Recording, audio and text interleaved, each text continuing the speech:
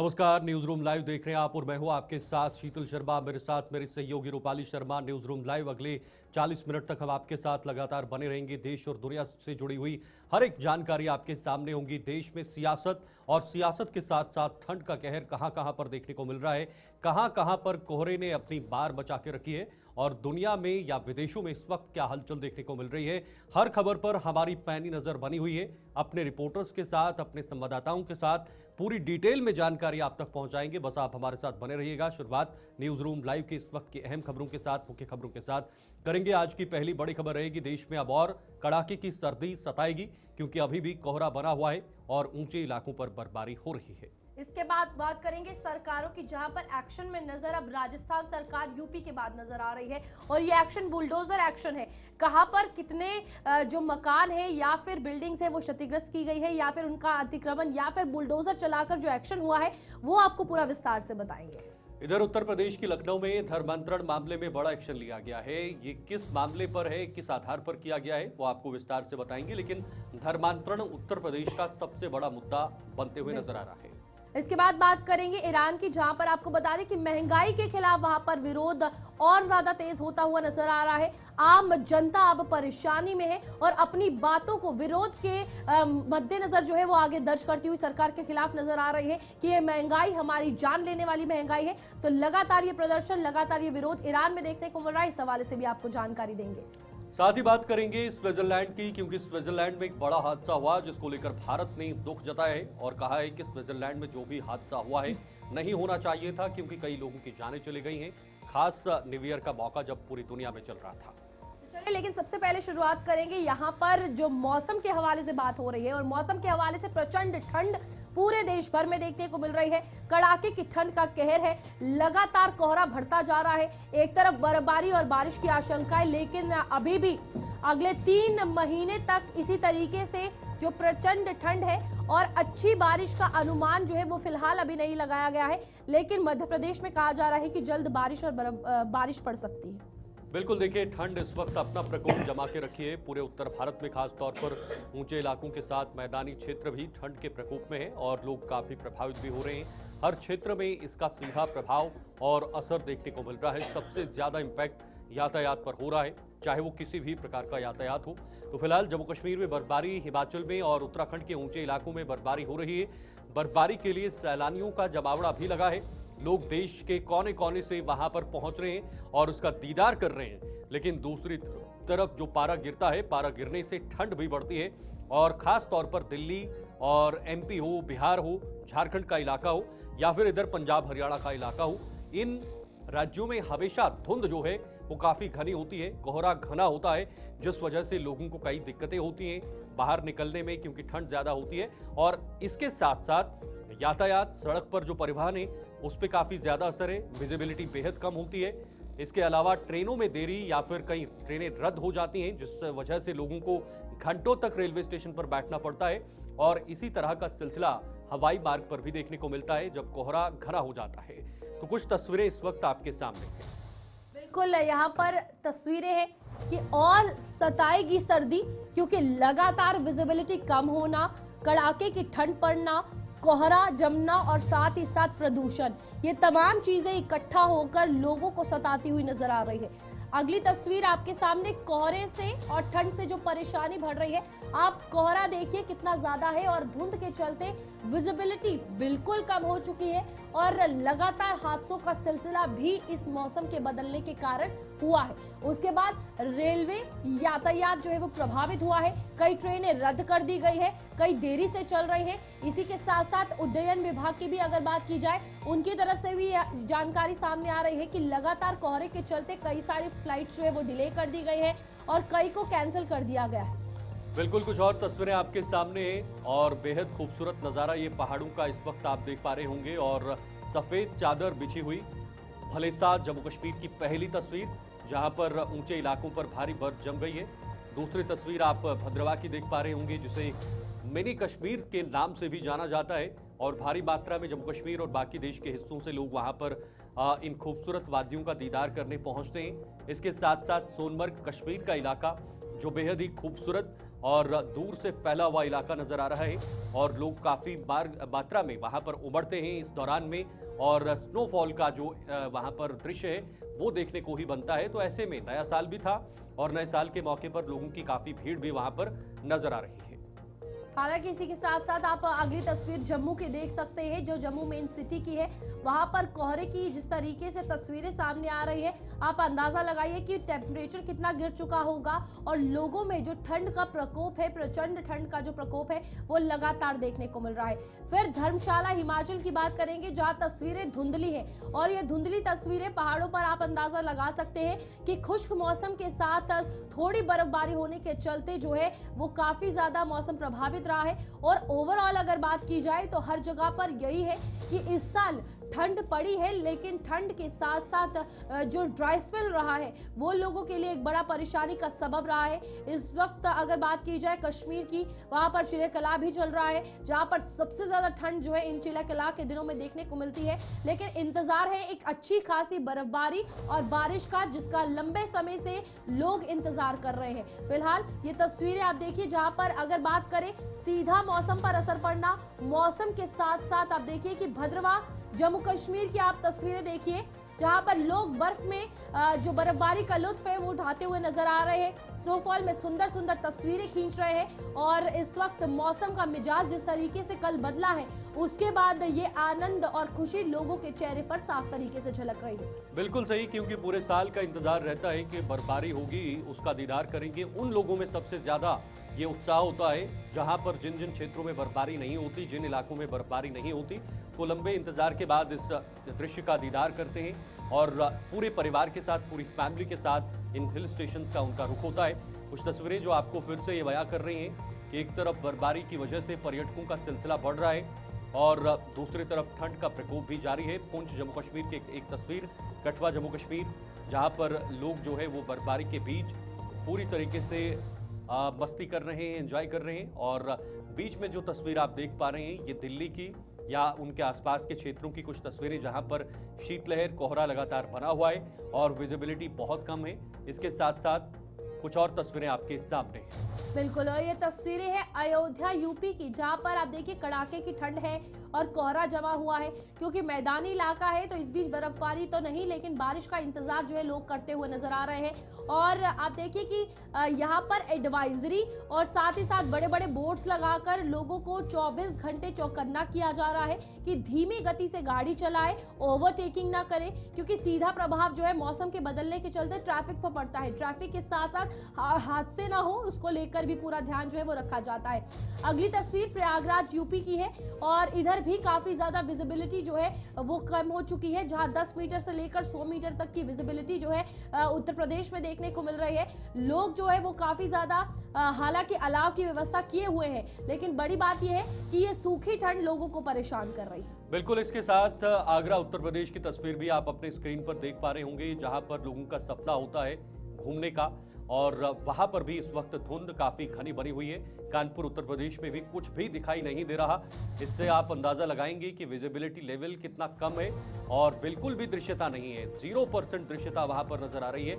इसके साथ मुरादाबाद उत्तर प्रदेश में घना कोहरा और कोहरे के बीच जो रोजमर्रा में जीवन में जो लोग वहां पर आवाजाही करते हैं, कामकाज करते हैं या जिनकी दुकानें होती हैं, पूरे दिन भर उन्हें कोहरे के बीच भी अपनी दुकानों पर रहना होता है, तो वो कहीं ना कहीं जगह जगह पर अलाव का प्रबंध करते हैं, अलाव की व्यवस्था करते हैं और उसी के सहारे पूरा दिन बिताना पड़ता है। लेकिन रूपाली, सबसे ज्यादा असर अगर किसी पर होता है तो ये यातायात पर होता है, चाहे सड़क मार्ग हो या हवाई हो या फिर रेलवे हो। तीनों मार्गों पर काफी खासा असर देखने को मिलता है और घंटों घंटों तक लोगों को रेलवे स्टेशन पर, हवाई अड्डों पर या फिर बस स्टैंड पर जो है वो खड़े होना होता है। वो इंतजार में रहते हैं कि भाई कब तक यातायात को शुरू किया जाएगा और इस वजह से कई हादसे भी निकलकर सामने आते हैं। बिल्कुल, फिलहाल इन चीज़ों को लेकर पहले ही एडवाइजरी भी जारी कर दी जाती है और लोगों को सलाह दी जाती है कि सावधान रहें। और अभी जिस तरीके की ये तस्वीरें हैं, अंदाज़ा यही है कि आने वाले दिनों में ठंड और ऐसे बढ़ेगी। चलो, फिलहाल हमारे साथ 3 अलग अलग संवाददाता अपने अपने क्षेत्रों से जुड़े हुए हैं। गुलमर्ग से इशफाक डार हैं हमारे साथ, गरिमा दिल्ली से है और शिल्पा जम्मू से है हमारे साथ। पहले गुलमर्ग जाना चाहेंगे। इशफाक, गुलमर्ग से जरा अपडेट दीजिएगा मौसम को लेकर। आज किस प्रकार का मौसम है और अभी तक जो मौसम ने करवट ली है उससे कितनी बर्फबारी हुई है? बिल्कुल शीतल जी, अगर हम सयाहती मुकाम गुलमर्ग की बात करेंगे तो साल 2026 की पहली बर्फबारी जो है आज रात को रिकॉर्ड की गई है। जो ग्रामीण क्षेत्र है यहाँ पर अगर हल्की बारिश और बर्फबारी हुई है, तो हम पहाड़ी इलाकों में जो पर्वत स्थल के सटीक जो इलाके हैं वहाँ पर अच्छी खासी बर्फबारी जो है रिकॉर्ड की गई है। और सुबह सुबह जैसे देखा गया कि अगर जब बारी राज्यों की बात करेंगे वहाँ पर जो धुंध के चलते एडवाइजरी जारी की जाती है, लेकिन यहाँ पर जो है कोहरे के चलते जो है एडवाइजरी जारी की जाती है। क्योंकि अगर आप टंगमर्ग से गुलमर्ग की ओर जो पर्यटक स्थल पशु पर्यटक स्थल अगर वहां पर जाना चाहते हैं, जो आज भी पर्यटक जाना चाहते हैं, उनके लिए एडवाइजरी जो है यहाँ पर सरकार की तरफ से की जाती है कि उनकी गाड़ियों में एंटीसिपेशन जो है लगी होनी चाहिए, या तो फोर व्हीकल जो है वो गुलमर्ग की ओर जाएंगे। लेकिन फिलहाल यही कहेंगे जिस तरह से पर्यटक का जमावड़ा नजर आया है और काफी सारे पर्यटक जो कल नहीं पहुंच पाए थे, गुलमर्ग नहीं पहुंच पाए, तो वो आज जो है यहाँ पर पहुंचे हैं और यहाँ पर गुलमर्ग में ताजा बर्फबारी का लुत्फ ले रहे हैं। वही जब से ये गुलमर्ग के ऊपरी पहाड़ों पे बर्फबारी हुई है और इंतजामिया ने भी सिक्योरिटी को मजीद सख्त किया है, क्योंकि आपको मालूम होगा जो हमारे दर्शक है उनको सयाहती मुकाम गुलमर्ग पर्यटक जो है यहाँ पर जो आसपास के जंगलात है पूरे जिला भर में जिला पुलिस की तरफ से एक एडवाइजरी ये निकाली गई है कि जो पर्यटक स्थल के नजदीक जो फॉरेस्ट एरिया है उसमें किसी भी किस्म की ट्रैकिंग जो है वो नहीं की जाएगी। क्योंकि ट्रैकिंग किस वजह से अब बंद कर दी गई है, क्योंकि पुलिस को ये खदशा हुआ है कि जो लोग बगैर इजाजत के जंगलों में जाते हैं, कहीं कहीं पर उनको फिर मुश्किलें होती है और उनको रेस्क्यू करना पड़ता है। क्योंकि अब पहाड़ी इलाकों में जो बर्फबारी हुई है और जो ट्रैकर्स बगैर इजाजत के ट्रैकिंग के लिए जाते थे उन्हें फिर वहां पर रेस्क्यू करना पड़ता था। उस हवाले से बंद को एडवाइजरी जारी की। अब बगैर इजाजत के, चाहे वो जम्मू कश्मीर पुलिस की एडवाइजरी हो या यहाँ की सरकार की एडवाइजरी हो, उसके बगैर कोई भी परमिशन के बगैर जो है जंगलों का रुख नहीं करेगा। ठीक है, हमारे साथ शिल्पा भी बनी हुई है। शिल्पा, जम्मू की अगर बात करें, साल के पहले दिन जहां पर पहाड़ी क्षेत्रों में बर्फबारी हुई, कल जम्मू में भी थोड़ी बहुत बारिश देखने को मिली है। उसके बाद आज जम्मू का क्या कुछ सूरत हाल है, मौसम किस तरीके से देखने को मिल रहा है? देखिए, जम्मू में इस समय धुंध जो है वो घनी कोहरा जो है वो इस समय छाया हुआ है और जम्मू शहर पूरी तरीके से इस समय घनी धुंध में जो है वो चादर में लिपटा हुआ जो है सफेद चादर में लिपटा हुआ नजर आ रहा है। देखिए, इसका असर अब लोगों के जनजीवन पर भी पड़ता हुआ नजर आ रहा है, क्योंकि जम्मू एयरपोर्ट की फ्लाइट की अगर मैं बात करूँ तो खासतौर पर फ्लाइट पर काफी ज्यादा असर पड़ रहा है, क्योंकि अभी तक कोई भी फ्लाइट ऑपरेट नहीं हुई है और जो सोर्सेस बता रही है कि करीबन 12 बजे तक जो है वो किसी प्रकार के कोई भी चांसेस नहीं है फ्लाइट के ऑपरेट होने के। और इसको लेकर जो है वो काफी ज्यादा आम जनता पर जो है वो इसका असर पड़ रहा है, लोगों को परेशानी हो रही है। देखिए, इसके अलावा अगर ट्रेनों की मैं बात करूं तो ट्रेन भी डिले चल रही है, ट्रेन को भी काफी ज्यादा अपने जो समय उनका है उससे अधिक जो है वो लेट रेलवे स्टेशन पर जो है वो पहुंच रही है। इसके अलावा अगर बात करूं तो अब देखिए, यहाँ पे जो भी वाहन गुजर रही है उन वाहनों को वाहन चालक जो है वो अपनी हेडलाइट्स को ऑन करके ही अपना सफर तय कर रही है, क्योंकि विजिबिलिटी काफी ज्यादा लो है। अक्सर हादसा होने की संभावना बन जाती है, क्योंकि घना कोहरा ये सुबह सवेरे से ही देखने को मिल रहा है। तो मैक्सिमम गाड़ियां ऐसी है जो कि अपनी जो वाहन चालक है वो अपने जिस प्रकार से हेडलाइट्स है उनको ऑन कर रही है और आगे का सफर जो है वो तय कर रही है, क्योंकि सुबह सवेरे से ही जो है वो घना कोहरा इस समय जिस प्रकार से घनी धुंध जो है वो इस समय देखने को मिल रही है। क्योंकि देखिए, अक्सर ऐसा होता है कि सुबह के 10 या 11 बजते जो है वो धुंध में असर जो है वो कम हो जाता है, लेकिन आज मौसम काफी ज्यादा खराब है, ठंड भी काफी ज्यादा बढ़ चुकी है और इसका सीधा असर जो है वो ट्रेनों पर पड़ रहा है, फ्लाइट पर पड़ रहा है। हुई है तो आप देखेंगे कि इस समय काफी ज्यादा ठंड जो है वो पड़ चुकी है, लोग आग का सहारा ले रहे हैं, आग जलाकर जो है वो ठंड को भगाने का यहाँ पर जो है वो प्रयास किया जा रहा है। जो भी वाहन गुजर रही है वो अपनी हेडलाइट्स को ऑन कर रही है, क्योंकि विजिबिलिटी इस समय काफी ज्यादा कम है। देखिए, 7 बजे की अगर करीबन मैं बात करूं तो सुबह 7 बजे जब रोशनी होती है तो उस समय जो विजिबिलिटी थी वो बहुत ही ज्यादा कम थी, यानी कि हम अपने जो जिस प्रकार से अगर हम 5 कदम की बात करें तो वो भी क्लियर जो है वो नहीं दिख पा रहा था, तो विजिबिलिटी काफी ज्यादा कम थी। इस समय भी विजिबिलिटी बहुत कम है, लेकिन कहीं ना कहीं वाहन चालकों को जो है वो अपनी हेडलाइट ऑन करके जो है वो आगे का सफर तय करना पड़ रहा है, ताकि किसी प्रकार का जो है वो हादसा पेश ना आए। ठीक है शिल्पा, हम दोबारा से आपके पास लौटेंगे। फिलहाल गरिमा इस वक्त दिल्ली से जुड़ी हुई हैं।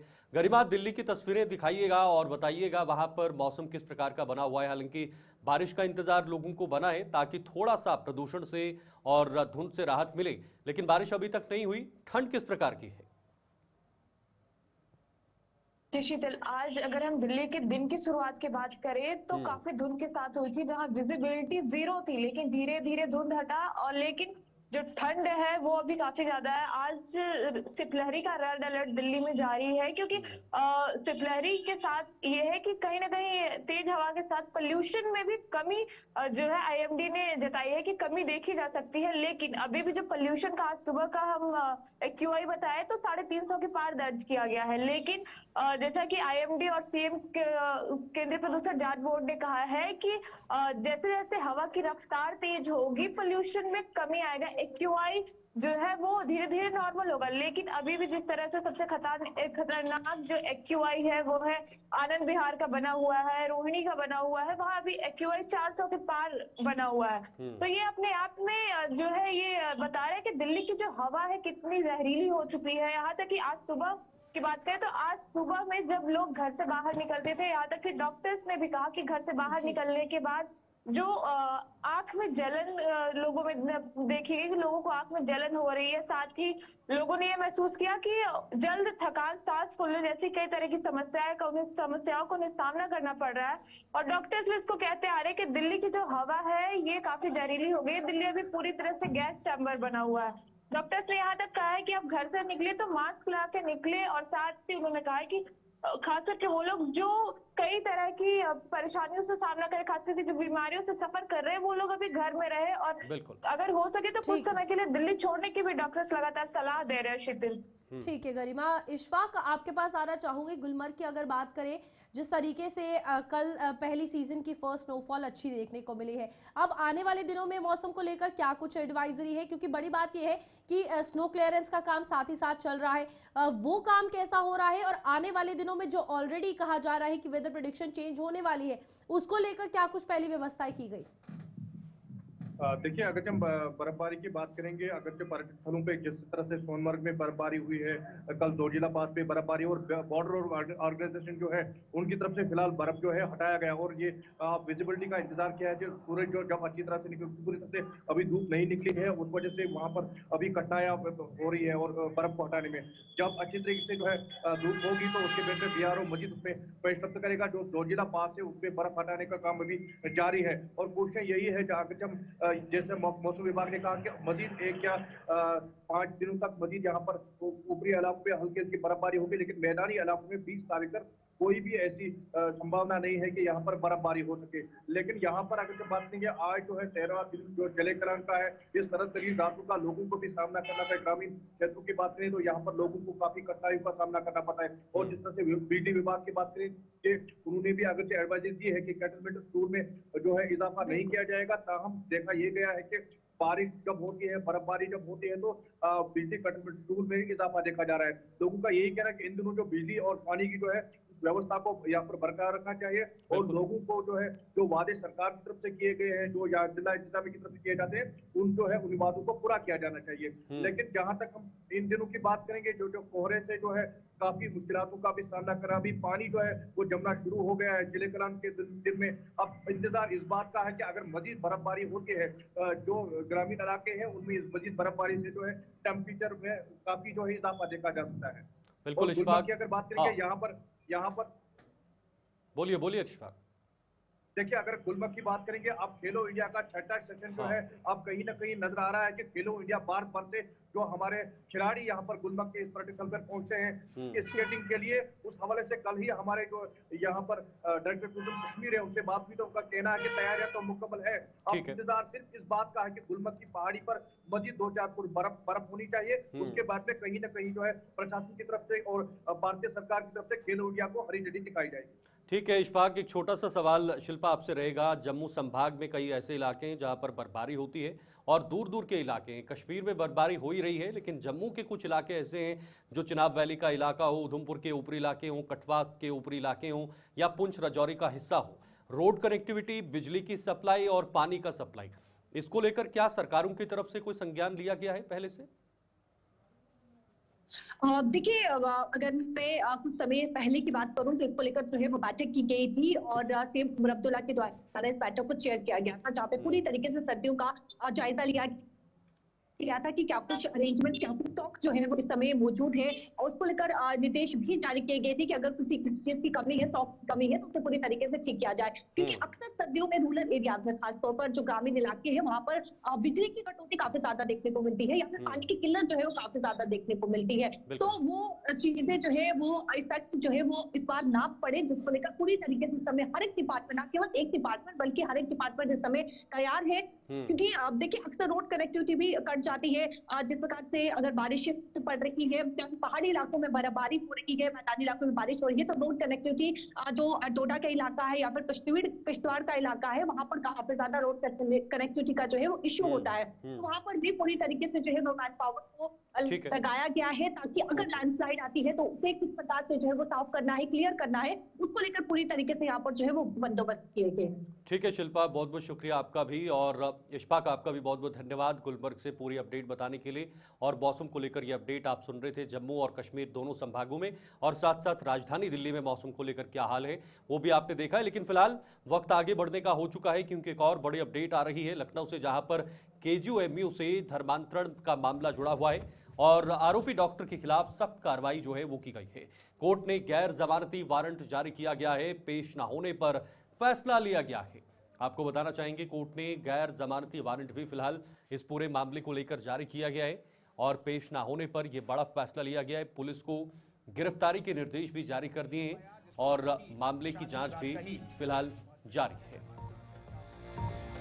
तो बिल्कुल यहाँ पर आपको बता दें कि फिलहाल इस मामले में जो जांच है वो जारी है, और प्रशासन की सख्त नजर इस मामले पर देखने को मिल रही है, जहां पर केजीएमयू में धर्मांतरण का मामला कुछ दिन पहले देखने को मिला है, और इसको लेकर अब एक के बाद एक बड़ी कार्रवाई जो है वो हो रही है। और फिलहाल आपको बता दें कि अभी कोर्ट ने गैर जमानती जो नोटिस है, वारंट है, वो जारी कर दिया है, और कोर्ट की तरफ से ये फैसला लिया गया है जिस पर पूरी कार्रवाई जो है अमल में लाई जाएगी। बड़ा फैसला। इस बीच ये बड़ी खबर आपके सामने, जहां पर देखिए धर्मांतरण के मामले को लेकर अगर बात की जाए, लगातार ये देखने को मिल रहा है, और इस बीच डॉक्टर रमीज की तलाश जो है वो तेज कर दी गई है। फिलहाल उत्तराखंड में भी लोकेशन मिली थी कुछ दिन पहले, और अब कार्रवाई को और आगे बढ़ा गया है। उमेश मिश्रा हमारे साथ संवाददाता हमारे फोन लाइन पर जुड़ चुके हैं। उमेश, आरोपी के खिलाफ जिस तरीके से गैर जमानती वारंट जारी किया गया है, तलाशी तेज है, उसे ढूंढने की कोशिश की जा रही है, क्या कुछ कोर्ट की तरफ से और फैसले लिए गए हैं, और कार्रवाई आगे कैसे बढ़ाई जाएगी अगर डॉक्टर नहीं मिलता है? देखिए बिल्कुल, जिस तरह से जो केजीएमयू के रेजिडेंट डॉक्टर के यौन शोषण के मामले में धर्म परिवर्तन के दबाव का उनके ऊपर आरोप भी है, और अब कोर्ट ने भी कड़ा रुख अख्तियार किया है। आरोपी डॉक्टर के खिलाफ गैर जमानती वारंट जारी हो गया है, और अगर ये गैर जमानती वारंट जारी होने के बाद अगर अब उसकी गिरफ्तारी पुलिस नहीं कर पाएगी, तो उसके खिलाफ कुर्की की कार्रवाई की जाएगी, और कुर्की की कार्रवाई मजिस्ट्रेट के सामने लगातार जिस तरह से पीड़िता ने एफआईआर में दर्ज कराए सारे बयान को, आरोप को फिर से दोहराया है, लगातार कहीं न कहीं अब इस पूरे मामले को लेकर कार्रवाई तेज कर दी गई है। जहां एक तरफ कोर्ट से गैर जमानती वारंट जारी है, वहीं पूरे मामले को लेकर पुलिस के अधिकारी लगातार इस बात का दावा कर रहे हैं कि बहुत जल्द ही डॉक्टर रमीज कहीं न कहीं पुलिस की हिरासत में होगा। हालांकि अभी पुलिस की कई टीमें दबिश दी हैं, लेकिन जिस तरह से आपने कहा कि लास्ट लोकेशन उत्तराखंड में मिली थी, लेकिन अभी भी डॉक्टर रमीज कहीं न कहीं जो लखनऊ की चौक पुलिस है उसके पकड़ से दूर है। लेकिन इतना जरूर है कि अब कोर्ट के जिस तरह से गैर जमानती वारंट जारी है, लगातार कार्रवाई की जद होगी। अगर अब इसके बाद जो है कुर्की की जो कार्रवाई है वो अमली जामा पहनाया जाएगा, तो माना यह भी जा रहा है कि जिस तरह से पूरे धर्म परिवर्तन के मामले को लेकर सबसे बड़ी बात देखिए, केजीएमयू की महिला जो रेजिडेंट डॉक्टर थी, उसने कुछ दिन पहले ही डॉक्टर रमीज पर यौन शोषण और धर्म परिवर्तन का दबाव डालने का आरोप लगाया था, और पीड़िता का कहना था कि दोनों में दोस्ती थी। अगस्त में रमीज ने शादी का झांसा देकर यौन शोषण किया था, और पीड़िता का ये भी आरोप है कि दिसंबर में उसे पता चला कि वो गर्भवती है, और रमीज ने दवा देकर उसका गर्भपात करा दिया था। पीड़िता को बाद में पता चला कि रमीश शादीशुदा है। तो उसके बाद जिस तरह से हिंदू लड़की का धर्म परिवर्तन कराकर निकाह किया था, पीड़िता ने जब रमीश से बात की तो उसने उस पर भी धर्म परिवर्तन करने का दबाव डालते हुए ब्लैकमेल किया था। तो ये पूरी जो घटना है, कहीं न कहीं पीड़िता ने दोबारा कोर्ट के सामने पूरे अपने बयान में उस पूरे बयान को दोहराया है। और जिस तरह से कोर्ट ने पूरा एक कड़ा रुख अख्तियार किया है और गैर जमानती वारंट जारी है, तो माना यह भी जा रहा है कि जो कार्रवाई की जो न्यायालय की प्रक्रिया है वो भी तेज हो गई है। ठीक है उमेश, बहुत शुक्रिया जानकारी देने के लिए। और इस बीच फिलहाल आप देखिए कि आरोपी के खिलाफ ये गैर जमानती वारंट जारी हो चुका है। तलाशी उसकी लगातार डॉक्टर अजीम की जारी है। तो फिलहाल इस पर आगे देखेंगे कि क्या कुछ कार्रवाई जो है वो की जा रही है। एक और बड़ी खबर, जहां पर चोमू में अवैध अतिक्रमण का मामला जो है वो सामने आया है और आरोपियों के घर पर बुलडोजर एक्शन देखने को मिला है। अब यूपी के बाद राजस्थान में भी ये बुलडोजर एक्शन चला है, जहां पर 25 दिसंबर को पत्थरबाजी हुई थी, हिंसा हुई थी और उसके बाद नोटिस दिया गया और नोटिस देने के बाद बुलडोजर एक्शन हुआ। बिल्कुल, देखिए 25 दिसंबर को घटना हुई, हिंसा हुई, पत्थरबाजी हुई और उसके बाद उन्हीं आरोपियों पर अब बुलडोजर की गर्जना देखने को मिल रही है और ये यूपी के तर्ज पर ही कार्रवाई की गई है। यानी अगर आप किसी भी हिंसा या घटना में इन्वॉल्व होते हैं या कोई भी ऐसी असामाजिक गतिविधि हो, इसमें आपकी इन्वॉल्वमेंट होती है, तो आपके खिलाफ कार्रवाई की जाएगी। यही कुछ हुआ। नोटिस देने के बाद बुलडोजर का एक्शन लिया गया। नोटिस दिया गया था लेकिन हटाया नहीं गया। ये कहा जा रहा है कि अवैध तरीके से वहां पर अतिक्रमण किया गया था और उसको बुलडोजर के चलते हटाया गया है। भारी पुलिस बल और प्रशासनिक अधिकारी इस मौके पर मौजूद रहे। आप तस्वीरें देख रहे होंगे। पुलिस पर पत्थरबाजी की घटना जब हुई थी तो उस घटना के बाद तुरंत प्रशासन ने इस जगह को चिन्हित किया। इन आरोपियों की जगह थी, इसको चिन्हित कर ये पता लगाया कि क्या ये अवैध अतिक्रमण है, तो पाया गया। उसके बाद तुरंत इसे हटाने का काम किया जा रहा है और अपराधियों को या उन असामाजिक तत्वों को ये सीधा संदेश राजस्थान सरकार की तरफ से कि अगर आप भी ऐसे किसी भी गतिविधि में सम्मिलित होते हैं या संलिप्त होते हैं तो आपके साथ भी कुछ इसी तरह की कार्रवाई सुनिश्चित हो सकती है। जा रही है इलीगल जो कंस्ट्रक्शंस हैं उनको डिमोलिशन करना, अतिक्रमण हटाने की कार्रवाई की जा रही है। पुलिस द्वारा जाब्ता उपलब्ध कराया है नगर परिषद को। पूरी कहाँ तक की कार्रवाई है? जो भी उन्होंने नोटिस दे रखे हैं 19-20 नोटिस दे रखे हैं उन्होंने, उन सबके हटाने की कार्रवाई कर रहे हैं। पिछले दिनों जो ये घटनाक्रम हुआ था उसमें यहाँ पर ही अधिकतर उपद्रवी थे। क्या वो जो अतिक्रमण है, जो अवैध निर्माण है, उन्हीं उपद्रवियों के शामिल है? ये नगर परिषद, हाँ बिल्कुल, करीब करीब वो लोग हैं जिन्होंने उपद्रव किया, उन्हीं की अवैध अतिक्रमण है जो हटाने की कार्रवाई चल रही है।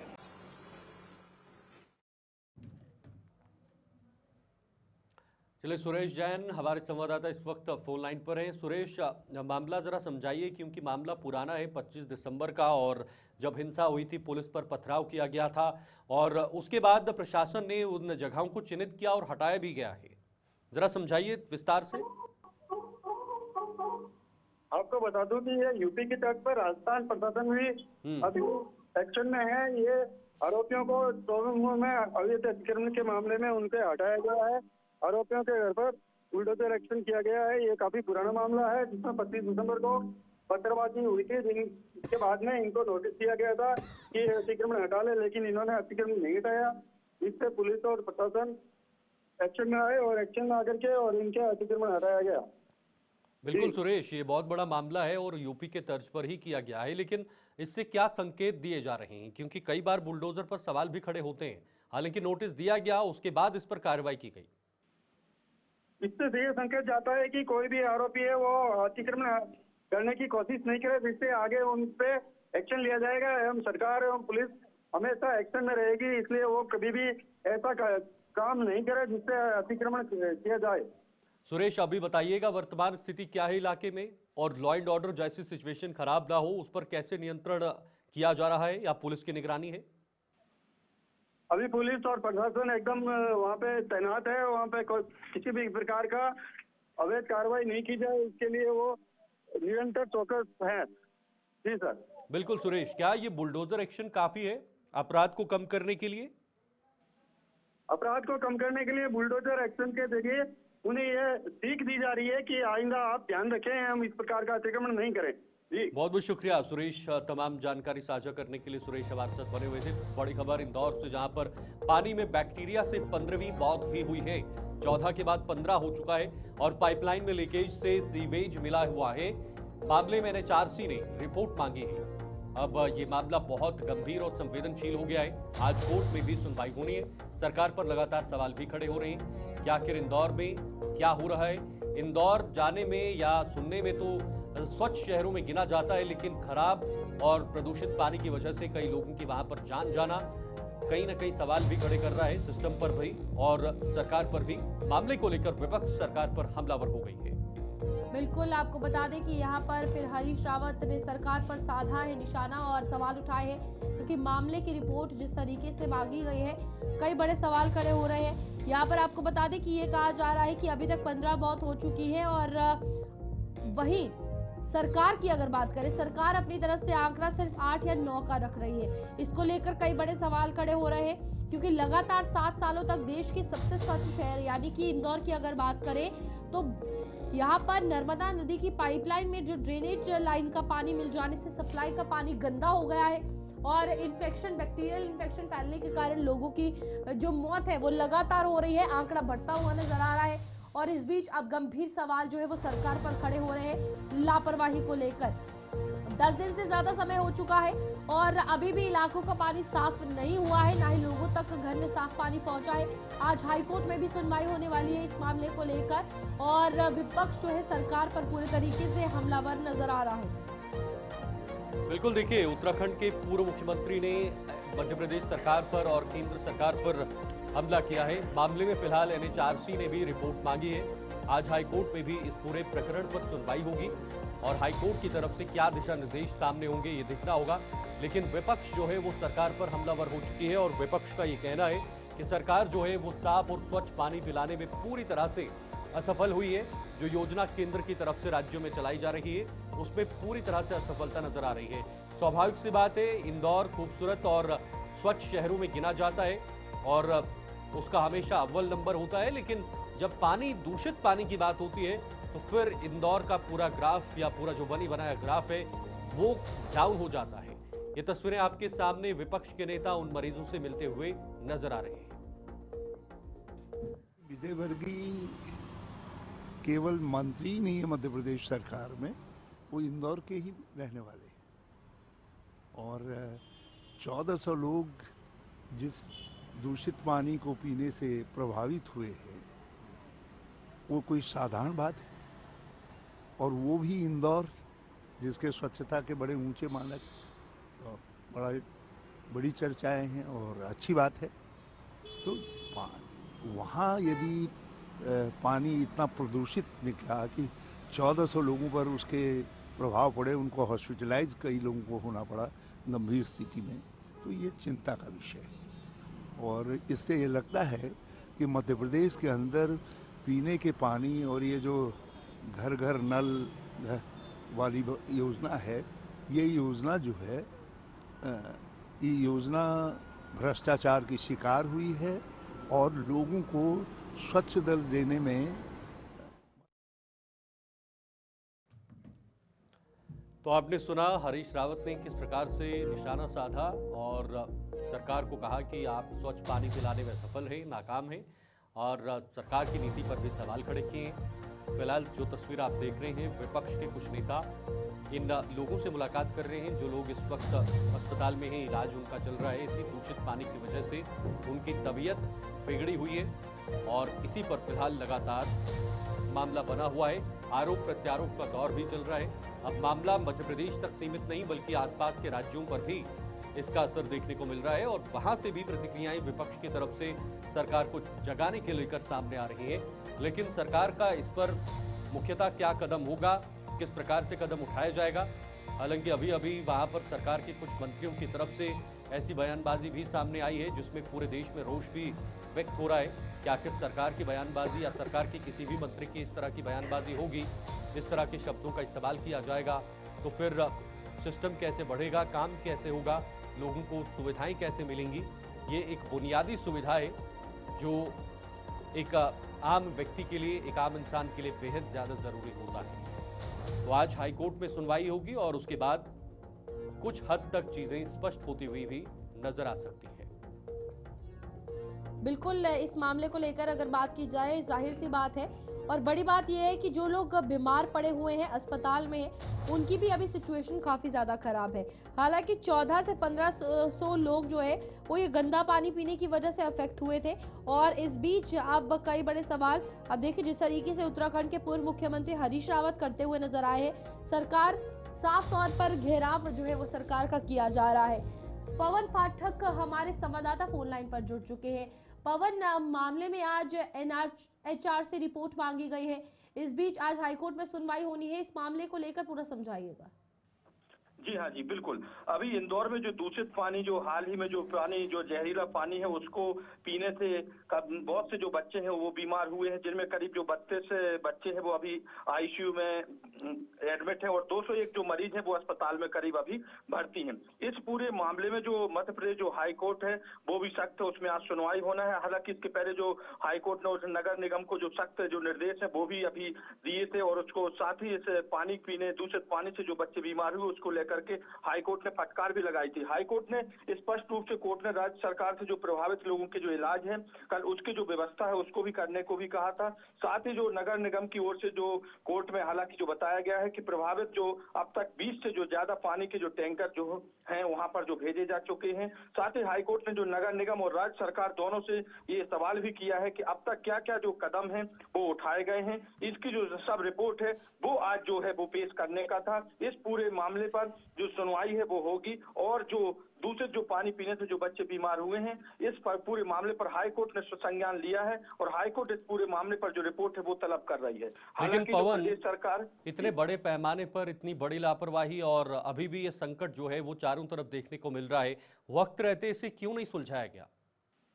जी बिल्कुल, क्योंकि इसके वक्त रहते यहाँ पर जो नगरीय विकास मंत्री हैं जो कैलाश विजयवर्गीय, उनका जो विधानसभा क्षेत्र है वो आता है। उन्होंने हालांकि वहाँ पर जो नगर निगम है, नगर निगम भी भाजपा का जो महापौर है वो वहाँ पर स्थापित है, लेकिन उसके बाद भी ये जो लापरवाही है ये कहीं ना कहीं एक गंभीर मामला है और इससे जो जनता है वो भी काफी आक्रोशित है, क्योंकि जो बच्चे हैं वो काफी संख्या में, बीमारों की जो संख्या है वो निकल कर आ रही है और अभी भी जो संख्या का जो आंकड़ा है वो लगातार मौतों का भी है वो बढ़ते जा रहा है। इस पूरे मामले पर जो आक्रोशित है, जो जनता काफी आक्रोशित है। मंत्री है जो कैलाश विजयवर्गीय वो भी लोगों के घर घर तक जा रहे हैं, उनकी समस्या है उनको सुन रहे हैं और पूरे इलाज का जो खर्चा है उसको उठाने की लगातार जो है वो प्रशासन बात कर रही है। लेकिन कहीं ना कहीं जमीनी स्तर पर इसको अभी देखना नामुमकिन है और इसके पहले यदि सतर्कता बरती गई होती तो आज ये लापरवाही जो है सामने नहीं आती। जी ठीक है पवन, बहुत बहुत शुक्रिया आपका ज्वाइन करने के लिए। और इस बीच आप देखिए बड़ी कार्रवाई की जा रही है। एक और बड़ी खबर, ट्रंप ने वेनेजुएला के खिलाफ सैन्य कार्रवाई तेज कर दी है। इस बीच जवाब में वेनेजुएला ने 5 अमेरिकी नागरिकों को हिरासत में लिया है और अमेरिकी सेना की गतिविधियों में इजाफे का दावा भी किया है। बिल्कुल, देखिए वेनेजुएला ने 5 अमेरिकी नागरिकों को हिरासत में लिया है और इस पर फिलहाल अमेरिका और वेनेजुएला के बीच तीखी जो प्रतिक्रिया है वो देखने को मिल रही है। हिरासत में नागरिकों पर जासूसी के आरोप लगे हुए जो हिरासत में लिए गए, वेनेजुएला सरकार ने कार्रवाई को राष्ट्रीय सुरक्षा से जोड़ा है और राष्ट्रीय सुरक्षा से जोड़ते हुए इसी हित में ये कार्रवाई की गई है। 5 अमेरिकी नागरिकों को हिरासत में लेने का दावा किया गया है और इसके बाद अमेरिका भी एक्शन में हो सकता है। आपने देखा है अमेरिका का रवैया इस समय क्या है। व्हाइट हाउस ने तत्काल रिहाई की मांग वहां पर कर दी है। दोनों को रिहा कर दीजिए, जितने भी लोग पकड़े हैं। दोनों देशों के बीच राजनयिक तनाव और गहराते हुए नजर आ रहे हैं और आपसी जो संबंध है वो और भी गहरे संकट में होते हुए नजर आ रहे हैं। तो फिलहाल देखना दिलचस्प है, 5 अमेरिकी नागरिकों को हिरासत में लेने के बाद क्या उन्हें रिहा किया जाएगा या फिर उन्हें इसी तरह से बंद रखा जाएगा। उसके बाद अमेरिका की क्या जवाबी प्रतिक्रिया होगी, अमेरिका की क्या जवाबी कार्रवाई होगी, ये देखना दिलचस्प होने वाला है। तो बिल्कुल यहाँ पर आपको बता दें कि इनको लेकर यही कहा जा रहा है कि जल्द से जल्द इन्हें रिहा किया जाए, क्योंकि लैटिन अमेरिका की अगर बात की जाए वहाँ पर भी अब काफ़ी तनाव बढ़ रहा है। व्हाइट हाउस ने इसको लेकर ये बात साफ तौर पर कह दी है कि इन लोगों को छोड़ दिया जाए। लेकिन बड़ी बात यह है कि जासूसी की बात है और लैटिन अमेरिका में हालात पर अंतर्राष्ट्रीय चिंता देखने को मिली है। वेनेजुएला में जो ये पूरा मामला है, जहां 5 अमेरिकी नागरिकों को हिरासत में लिया है, उसके बाद खुद ट्रंप कहते हुए नजर आ रहे हैं व्हाइट हाउस से ये मैसेज भेजा गया है कि रिहाई जो है इनकी हो। और आप देखिए बड़ी बात यह है कि इन लोगों को कहीं ना कहीं बतौर स्पाई के, यानी कि खुफिया जानकारी या फिर इस तरीके की कोई इन्फॉर्मेशन इकट्ठा जासूसी करने के लिए जो मेन तौर पर हिरासत में लिया गया है। तमाम पूछताछ होगी, उसके बाद देखा जाएगा कि वेनेजुएला में क्या कुछ एक्शन अब इन 5 लोगों पर लिया जाता है, क्या उनकी रिहाई होगी या फिर आगे और कड़े एक्शन लेकर उन्हें पूछताछ या फिर कोई फैसला सुनाया जाएगा। बिल्कुल, जितना ज्यादा तत्काल गतिविधियां होंगी उतना ज्यादा दोनों देशों के बीच रिश्ते और खट्टे होते हुए नजर आएंगे और जो संबंध है वो खराब होते हुए नजर आएंगे। तो अब ये देखना है कि अमेरिका कैसे अपने नागरिकों को वहां से छुड़ाता है और कैसे इस पर कार्रवाई होती है। एक और बड़ी खबर है स्विट्जरलैंड की, जहां पर रिजॉर्ट हादसे में अब तक 47 मौतें हो चुकी हैं। न्यू ईयर सेलिब्रेशन के दौरान ब्लास्ट में ये मौतें हुई हैं और ये मौतों का आंकड़ा लगातार बढ़ रहा है। हादसे पर भारत ने भी दुख जताया है क्योंकि बहुत बड़ा हादसा ये सामने आया है। भारत दूतावास ने गहरा शोक जताया है स्विट्जरलैंड में हुए इस मामले को लेकर, इस गतिविधि को लेकर पीड़ित परिवारों के प्रति संवेदना भी भारत के दूतावास की तरफ व्यक्त की गई है। ये वही जगह है, ये वही इलाका है जहां पर ये पूरा जो ब्लास्ट है वो हुआ था न्यू ईयर के सेलिब्रेशन पर और उसके बाद मौत का आंकड़ा लगातार बढ़ रहा है। चलिए न्यूज रूम लाइव में अभी के लिए फिलहाल इतना ही। मुझे और मेरी सहयोगी को दीजिए इजाजत। नमस्कार।